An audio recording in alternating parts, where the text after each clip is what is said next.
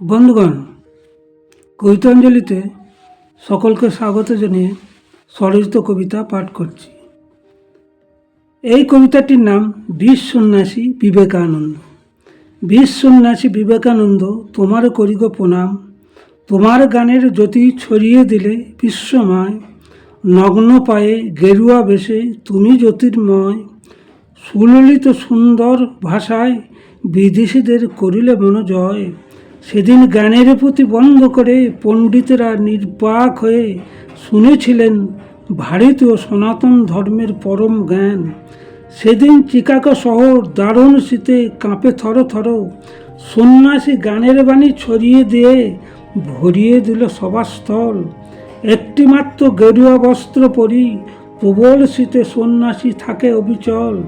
ভাবে বিভোর হয়ে জয় রামকৃষ্ণ বলি করে ধর্ম প্রচার।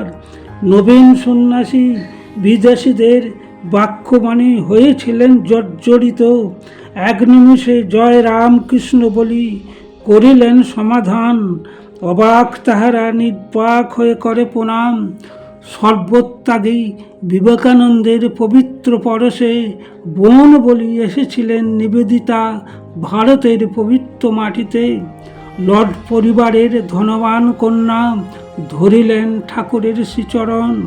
বিবেকের বাণী ছড়িয়ে দিয়ে তৈরি করলেন মঠ মন্দির পবিত্র গঙ্গার তীরে। বোনকে শক্তি দিয়ে সন্ন্যাসী জাগালেন নারী মুক্তি জাগরণ। ধন্য তুমি ভারত ভূমির সুসন্তান, তোমারে করি গো বারে বারে প্রণাম।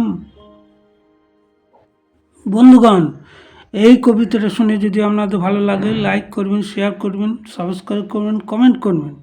আপনাদের ভালোবাসাই আমার কবিতা লেখার প্রেরণা। আবার আমি স্বরচিত কবিতা নিয়ে আসছি।